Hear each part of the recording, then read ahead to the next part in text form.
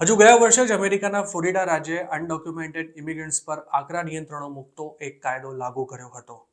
તે પહેલા સપ્ટેમ્બર 2022માં સ્ટેટના ગવર્નર રોન ડિસેન્ટિસે સરકારી ખર્ચે પ્રાઇવેટ ચાર્ટર્ડ પ્લેન્સ દ્વારા ઢગલાબંધ અનડોક્યુમેન્ટેડ માઇગ્રન્ટ્સને ટેક્સાસથી મેસેચ્યુસેટ્સના માર્થાસ વાઇનયાર્ડ નામના એક ટાપુ પર મોકલી દીધા હતા. રિપબ્લિકન એવા ડિસેન્ટિસ અનડોક્યુમેન્ટેડ ઇમિગ્રન્ટ્સ પ્રત્યેના પોતાના આકરા વલણને લઈને અવારનવાર સમાચારોમાં ચમકતા રહે છે. તેમણે 2024માં થનારા પ્રેસિડેન્શિયલ ઇલેક્શનમાં પણ ઝંપલાવ્યું હતું, પરંતુ ટ્રમ્પ આગળ પનો ટૂંકો પડતા તેમણે પોતાની દાવેદારી પાછી ખેંચી લીધી હતી.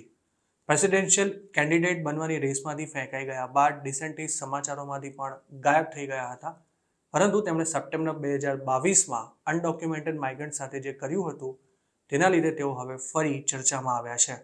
ડિસેન્ટિસે ફેડરલ ગવર્મેન્ટ દ્વારા આપવામાં આવેલા COVID-19 સ્ટિમ્યુલસ ફંડ્સના લૂપહોલ્સનો ફાયદો ઉઠાવીને ચાર્ટર્ડ ફ્લાઇટ્સની વ્યવસ્થા કરી રિપબ્લિકન સ્ટેટ ટેક્સાસમાંથી માઇગ્રન્ટ્સને ગેરમાર્ગે દોરીને મેસેચ્યુસેટ્સ મોકલી દીધા હતા.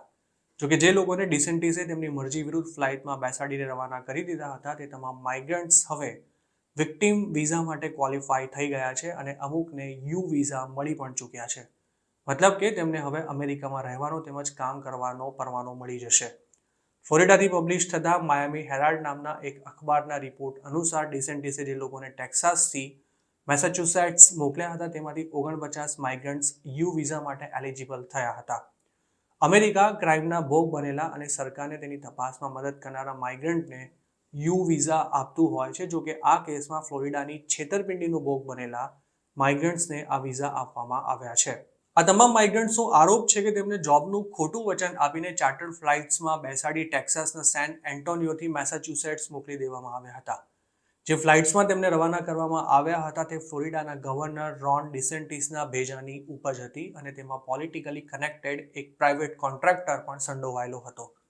નવાઈની વાત એ છે કે ડિસેન્ટિસે માત્ર રાજકીય લાભ મેળવવા માટે આ સ્ટન્ટ કર્યો હતો, જેમાં ફ્લોરિડામાં નહીં પણ ટેક્સાસમાં રહેલા માઇગ્રન્ટ્સને જૂઠું બોલીને મેસેચ્યુસેટ્સ મોકલી દેવામાં આવ્યા હતા અને આ મામલે ડિસેન્ટિસની આકરી ટીકા પણ થઈ હતી.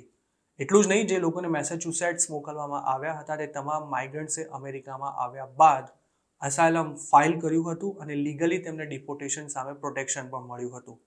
જોકે ડિસેન્ટિસનો એવો દાવો હતો કે જે લોકોને મેસેચ્યુસેટ્સ મોકલવામાં આવ્યા હતા તે તમામ લોકો પોતાની મરજીથી ફ્લાઇટમાં બેઠા હતા, પરંતુ હકીકત એ હતી કે આ માઇગ્રન્ટ્સ પાસે તેમને જોબ મળી જશે તેવું કહીને એક ફોર્મ ભરાવવામાં આવ્યું હતું જે ઇંગ્લિશમાં હતું અને માઇગ્રન્ટ્સ ઇંગ્લિશ નહોતા જાણતા.